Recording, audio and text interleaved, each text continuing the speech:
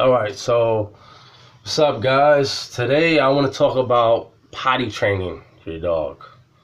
Okay, so potty training can be real simple, and of course, right now is puppy season, so everybody has a puppy, and if you don't know, it could be you can have shit everywhere.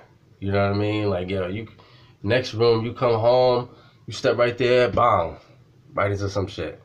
And it's really like you don't want that. You don't want the dog because then you end up getting angry because you have to clean it up. Nobody wants to clean it up. It stinks. It smells. You get angry. Now, it does take a little while to potty train your dog. So it is not going to be like real quick, like 2 seconds to potty train your dog. So I want to tell you what the number one rule is to never take your eyes off your dog. So what you want to do is you either have a leash on your dog, so when you're walking around, your dog is with you, basically. It just makes it so much easier, so you always supervise the dog, and you minimize the dog's freedom. Dogs that have too much freedom, you got to have boundaries. The dog can't go in this room, dog can't go in this room, but the dog can go in this room. The dog needs to know that, okay, I have certain places that I can't go that are off limits. So I would supervise my dog carefully. Keep a leash on your dog. If you go somewhere, your dog goes. If you go someplace, let's say in another room in the house or upstairs or in the basement or outside, and your dog doesn't go with you, your dog should be in a crate. Now, this is the beginning stages, you know what I mean, of potty training, Your dog should be in a crate. I'll probably talk about crating your dog in an easy way in another video, because I want to just stick to potty training right now. So you want to crate your dog. Let me see, I wrote some stuff down here too. So basically what you're gonna do is you're gonna take your dog. You're going to feed them. Make sure you keep the feeding on a consistent schedule. So you want to feed them puppies sometimes 3 times a day.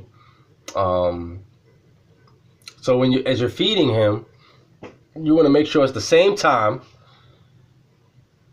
As it's the same time, after that you might, a lot of people like to feed them in a crate. I like to feed my dogs in a crate. You let them stay in there for maybe a few minutes.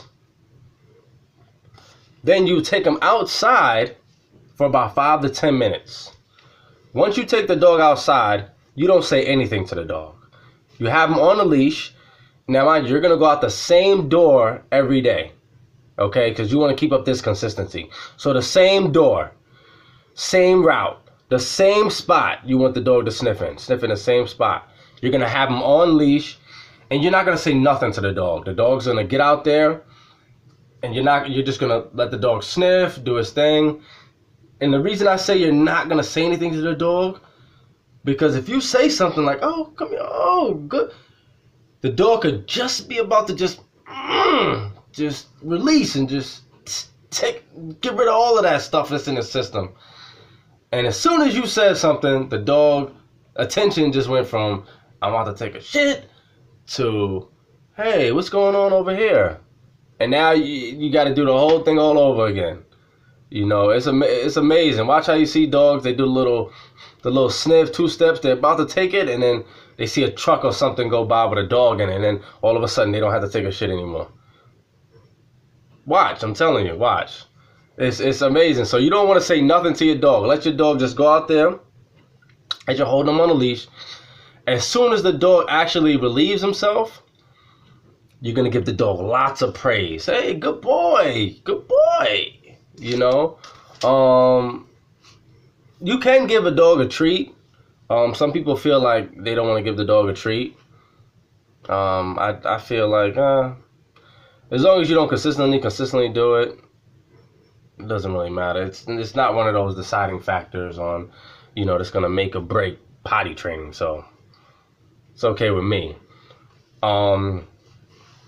So you're going to take them out, like I said, the same door, same time. Once they do their business, That's as soon as you're going to give them praise.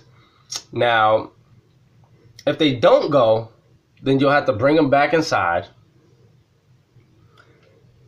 crate them, or watch them very carefully, because that's when accidents happen. As soon as you take your eyes off the dog, they sneak in the corner, and then you slip into some piss or something, you know? So, after that, what you want to do is, you want to go and do it again. Just wait a few minutes, monitor the dog, wait a few minutes, come back out, probably a few minutes later, and then just do it all over again. Eventually, the dog will start to get it. As soon as the dog starts to relieve himself, excuse me, you give him lots of praise. Now, what I don't want you guys to do, right? I don't want you to get angry when your dog actually does use the bathroom in the house. Because accidents do happen, and these are young dogs that they're just starting to learn, you know. So mistakes happen. I know you guys probably heard it, like, you know, people sometimes they'll be like, oh, I got to teach the dog, let the dog know what's going on. So what they do is they have the dog, you know, let's say the dog has an accident in the house, all right? Let's say they went somewhere like upstairs and the dog is in the basement. And all of a sudden it got real quiet. And they're like, oh, what's the dog up to? They go downstairs and they see like a big pile of shit. And they're like, holy cow, like, oh my gosh, like, it stinks. What I don't want you to see you do is get real angry and grab the dog and try to stick its nose in this crap and then try to smack the dog with a newspaper. Those old school methods, there's a reason why they're old school methods and they don't work, and why people don't really, dog trainers don't really use those anymore. Because, you know, what can happen once you start doing that, the dog learns that, oh, if I got to go to the bathroom and then they don't let me out, they might punish me, so I got to sneak and do it. Or I got to eat my own shit. You know, it's a thing too. It's a thing. Dogs will do it to hide it from you.